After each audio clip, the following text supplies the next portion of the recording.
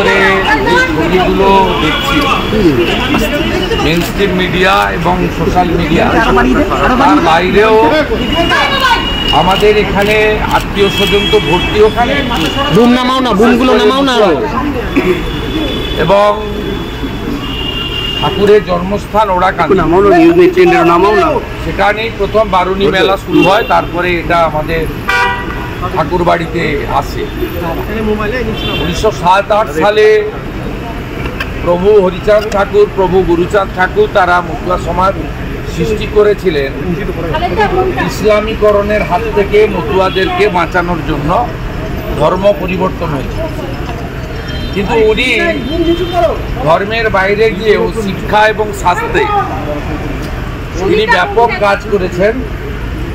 অবিভক্ত বাংলা অর্থাৎ অবিভক্ত ভারতবর্ষে স্বাভাবিকভাবে এপারে প্রায় 1 কোটির কাছাকাছি, ওপারে প্রায় 1/2 কোটির কাছাকাছি বা আরো বেশি হবে মতুয়া সম্প্রদায় আছেন, যাদের সকলের আত্মীয় এপার এবং ওপারে আছে। একটা পুরো গ্রামে 19টা বাড়ি, যার মধ্যে 10টা মতুয়া সম্প্রদায়ের এবং 9টা বৈষ্ণব সম্প্রদায়, অর্থাৎ সকলেই সনাতনী। তাদের বাড়ি পুড়িয়ে দেওয়া হয়েছে এবং তারা যেভাবে দিন কাটাচ্ছে এটা আমরা মেনে নিতে পারি না।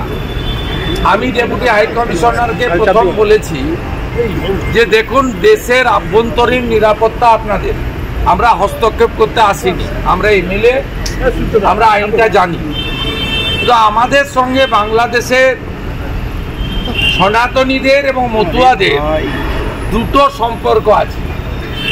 একটা হচ্ছে ধর্মীয় সম্পর্ক, আরেকটা হচ্ছে আত্মীয়তার সম্পর্ক।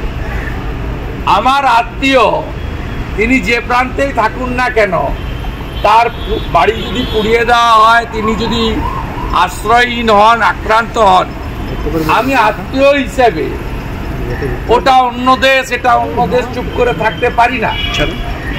স্বাভাবিকভাবে আমরা আত্মীয়তা এবং ধর্মীয় মেলবন্ধনের নিরিখে আজকে এখানে এসেছি। আমার সাথে মতুয়া সম্প্রদায় যারা বিজেপি বিধায়ক আছেন তারা অনেকেই এসেছেন। একদিনের নোটিশে বলেছি, 1-2 জন আসতে পারেননি, তাদের অন্য প্রি অকুপাইড কাজ ছিল। আমার সঙ্গে আমাদের উদ্বাস্তু সেলে কনভেনার তথা কবিয়াল বিধায়ক অসীম সরকার এসেছিলেন। বনগাঁর মতুয়া সংগঠনের নেতৃত্ব, আমাদের অন্যতম নেতৃত্ব এমএলএ অশোক কীর্তনিয়া ছিলেন। মতুয়া সমাজের অন্যতম নেতা সংগঠক আরেক এমএলএ স্বপন মজুমদার ছিলেন, আরেক এমএলএ অম্বিকা রায় ছিলেন কল্যাণীর, অসীম বিশ্বাস ছিলেন এবং আশিস বিশ্বাস ছিলেন, আর বহু মতুয়ার বাস ব্যারাকপুর এলাকা, সেখান থেকে ভাই পবন সিংহ ছিলেন। আমরা 3টে বিষয় নিয়ে এসেছিলাম যে আপনারা কি আইনত ব্যবস্থা নিয়েছেন, কারণ বাড়িগুলোতে যখন আগুন দেওয়া হয় তখন ফায়ার ব্রিগেডকেও ঢুকতে দেওয়া হয়। সম্পূর্ণ পুড়ে যাওয়ার পরে আর্মির হস্তক্ষেপে ফায়ার ব্রিগেড যখন পৌঁছায় তখন বাড়িতে আর কিছু ছিল না। কি করেছেন আপনারা? ওনারা স্বীকার করেছেন, ওনারা ইনফরমেশন কালেকশন করে বলেছেন যে একটি হত্যাকে কেন্দ্র করে, এটা পিন্টু বিশ্বাসের সঙ্গে আরেকজনের বিরোধ ছিল। পিন্টু বিশ্বাস অ্যাকিউজড, তাকে কেন্দ্র করে এটা হয়েছে। আমি বললাম পিন্টু বিশ্বাস অ্যাকিউজড, এরা তো অ্যাকিউজড নয়, এদের সবার বাড়ি পুড়িয়ে দিলেন কেন? এই যে 1971-এ দেশটা সৃষ্টি হলো, বাংলাদেশের 30 লক্ষ মানুষ তারা আত্মবলিদান দিলেন, আর ভারতেরও প্রচুর বিএসএফ এবং আর্মি তারা আত্মবলিদান দিলেন। দেওয়ার পরে দেশটা স্বাধীন হলো, তখন হিন্দু জনসংখ্যা ছিল 23%, আজকে 7-7.5 নেমে আসছে। আপনারা কি চাইছেন এখান থেকে হিন্দু পলায়ন হোক? তাহলে আমরা নরেন্দ্র মোদীজি এবং অমিত শাহজির সৌজন্যে দীর্ঘদিনের লড়াই পিয়ার ঠাকুরদের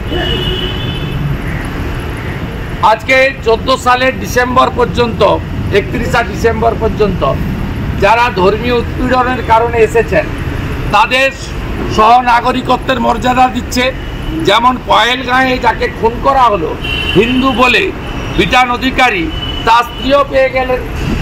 তাহলে আমরা মোদিজিকে এবং অমিত শাহজিকে অনুরোধ করব যে ডেট তুলে দেন, কারণ এখনো এই অত্যাচার হলে এরা যাবে কোথায়? হিন্দুস্থানকে তাদের আশ্রয় দিতে হবে। এই জন্যই তো ভারতবর্ষের নাম হিন্দুস্তান।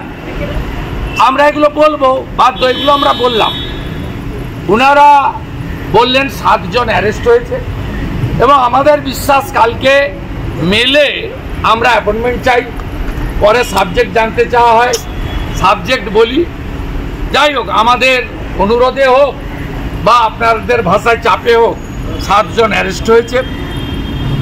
আমরা রিলিফের কথা বলেছি, ওনারা বললেন 6000 করে টাকা, 30 কেজি করে চাল আর 2 বান্ডিল করে টিন তাদের দেওয়া হয়েছে। আমরা ইটস নট সাফিসিয়েন্ট, আপনারা নিজেরা পারলে করুন, নইলে বাংলাদেশে তো সরাসরি আমাদের রিলিফ পাঠানোর বা অর্থ পাঠানোর সুযোগ নেই। আমরা ওখানে যারা কাজ করছেন, মতুয়া সমাজ, ভারত সেবাশ্রম, রামকৃষ্ণ মিশন, গৌড়িয়া মঠ, যে সেন্টারগুলো আছে আমাদের রাম ঠাকুরের, লোকনাথ ব্রহ্মচারীর, পেট্রোপল দিয়ে খুব গেলে কাছে বাই রোডে, যশোর তো গায়ে আমাদের, তারা ওখান থেকে ভিজিট করে রিপোর্ট করতে পারে। আমরা আজকে ওপারে থাকা মতুয়া বা সনাতনীদের আত্মীয়দের এপারে যারা গত কয়েকদিন উদ্বেগে ছিলেন তাদেরকে আশ্বস্ত করছি বিজেপি পরিষদীয় দলের পক্ষ থেকে, বিরোধী দলনেতা এবং আমার সাথী এমএলএদের পক্ষ থেকে, যে আমরা আপনাদের পাশে আছি। অন্য কেউ থাকুক আর নাই থাকুক, আমরা আপনাদের পাশে আছি। এবং আমরা যে ডেপুটেশন দিলাম যাতে সাগর বিশ্বাসকে অপহরণের কথা ছিল, আজকে ডেপুটি হাই কমিশনার বললেন ওখানকার আইন শৃঙ্খলা বাহিনী ওনাকে জানিয়েছেন যে সাগর বিশ্বাসকে সুস্থ অবস্থায়, অক্ষত অবস্থায় তাকে ফিরিয়ে আনা গেছে। সেটাও ঘটেছে আজকে। তাই আমাদের এখানে আসা আমি মনে করি ফ্রুটফুল হয়েছে অনেকটাই। আমি আশা করব যে বাংলাদেশের যারা আইন শৃঙ্খলা দেখছেন, মূলত সেনাবাহিনী সেখানে সব দেখছেন এখন, আমি তাদেরকে আবেদন করব তারা যেন এই ধরনের বিষয়গুলো যথাযথ ব্যবস্থা নেন। আর আমার সমগ্র মতুয়া সমাজ, বৈষ্ণব সমাজ, সনাতনীদের আশ্বস্ত করব যে আপনাদের কোনো ক্ষতি হলে হয়তো সরাসরি আটকাতে তৎক্ষণাৎ পাচ্ছি না, কারণ বৈদেশিক নীতি রয়েছে, অন্য দেশ, আমাদের লিমিটেশন আছে। কিন্তু আপনাদের বাড়িতে আগুন আর চোখে জল, শরীরের রক্ত পড়লে আমরা সনাতনীরা এপার বাংলার যারা আছি আমরা চুপ করে থাকবো না। বিগত দিনেও ছিলাম না, আজকেও নেই, ভবিষ্যতেও থাকবো না। আমরা আপনাদের পাশে থাকবো। ডিআরএম অফিসে যাবেন আপনি বলছিলেন, ওটা কিসের জন্য? ছবি দেখছিলাম সকাল 10টা 10:30, ওটা রেলের প্রিমিসেস। আমি ডিআরএম এর কাছে ঢুকছি, কেন ঢুকছি বেরিয়ে আসার পরে ওখানে বলুন। আমি অন্য ইস্যুতে বলবো না। 4:30টার সময় সল্টলেক বিজেপি কার্যালয়ে আমার প্রেস আছে। ঠিক আছে, পার্টিকুলার দিস ইস্যু, ওখানে আরেকটা পার্টিকুলার ইস্যু আছে। ঠিক আছে, ভালো থাকবেন। ঠিক আছে।